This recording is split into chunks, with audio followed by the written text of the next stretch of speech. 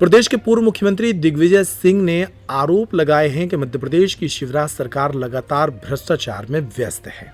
उन्होंने उज्जैन में आरएसएस के द्वारा सरकारी जमीन पर कब्जा किए जाने का मुद्दा उठाया।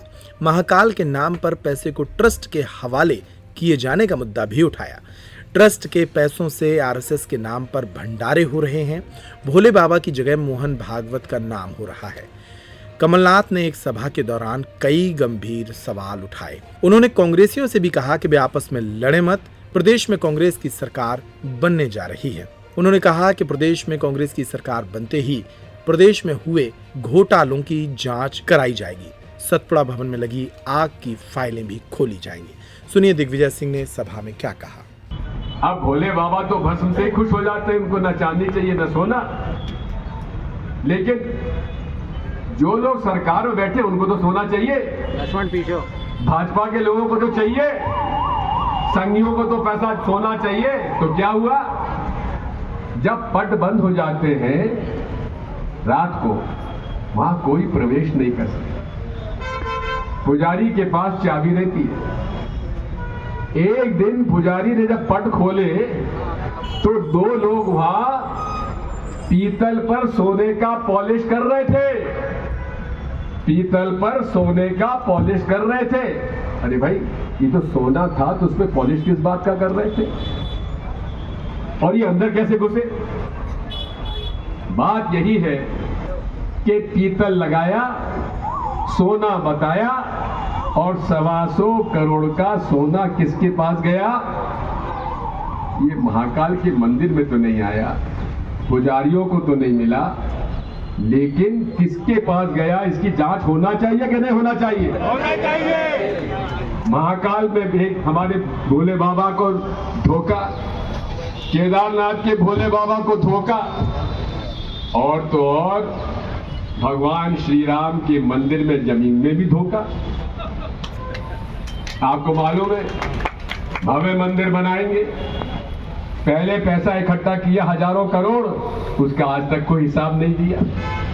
हिसाब दिया क्या? अरे हमने सब में चंदा दिया है।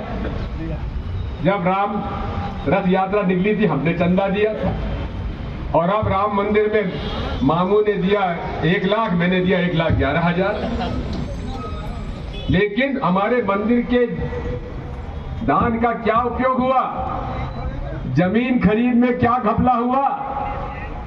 भाजपा के नेता ने एक जमीन खरीदी कुछ लाख में, और उसी दिन शाम को करोड़ों में बेच दी राम मंदिर ट्रस्ट को।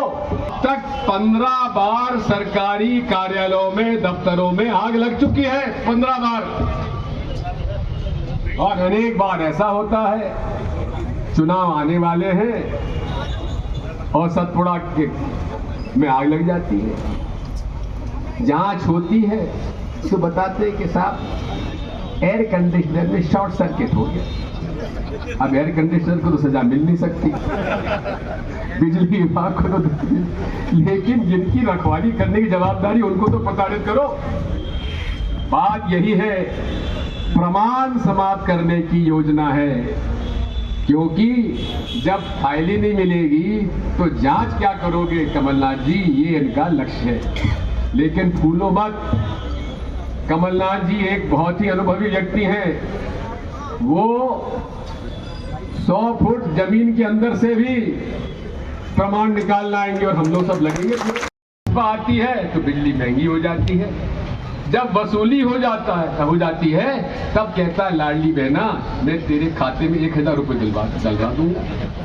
अरे लाडली बहना से 1,000 रुपये तो हर टंकी पे तो वसूल कर रहे हो, उसको 1,000 काय को दे रहे हो? 100 रुपये में टंकी दे दो ना, 100 रुपये में टंकी दे दो, 1100 की है।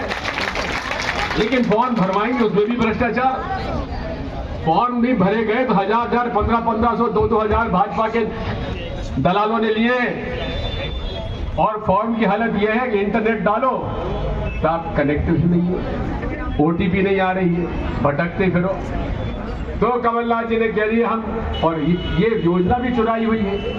ये योजना तो कांग्रेस पार्टी ने हिमाचल में लागू कर दी, कर्नाटक में लागू कर रहे हैं। ये कौन सी नई योजना है? और 2019 के घोषणा पत्र में हमने कहा था न्याय योजना, न्याय योजना ये थी कि गरीबों के खाते में हर महीने 6,000 रुपए डालेंगे। अब यहाँ तो मोदी मोदी मोदी हो गए, तो मोदी तो लूट भी रहा है और खसोट भी रहा है और कहता ना खाऊंगा ना खाने दूंगा। लेकिन अब भाजपा के लोगों को खाओ और खिलाओ, ये फर्क है मोदी जी में और शिवराज सिंह जी में। साथियों, अंत में आपसे एक ही बात कहूंगा कि अब परिवर्तन की लहर है, परिवर्तन का समय है और जनता वोट चाह रही है देना। लेकिन कांग्रेसी खुद समझ जाओ भैया, एक ही बात है कि लड़ो मत और लड़ो मत। उम्मीदवार इतने खड़े हो गए हैं कि मुसीबत हो रही है, किस किस को समझाएं किस किस को नहीं समझाएं। तो हमने तो कह दिया कि हमारे कमलनाथ जी सर्वे सर्वा, उनका जो सर्वे है वो पत्थर की लकीर है भैया, उसी के हिसाब से टिकट मिलेगा। किसी और के पास जाने की जरूरत नहीं, हमारे कोई बस का काम नहीं है, सर्वे से ही सारा काम होगा। इसलिए एकजुट हो जाओ, लड़ो, डरो मत और भाजपा की सरकार मिटाओ, ये मेरी आपसे प्रार्थना है। और जितने ये भ्रष्ट मंत्री, संतरी, मुख्यमंत्री, अधिकारी, दलाल, इनकी एक एक की जांच करा के इनको जहां भेजना चाहिए वो आप सब जानते हैं, वहां इनको भेजा जाए।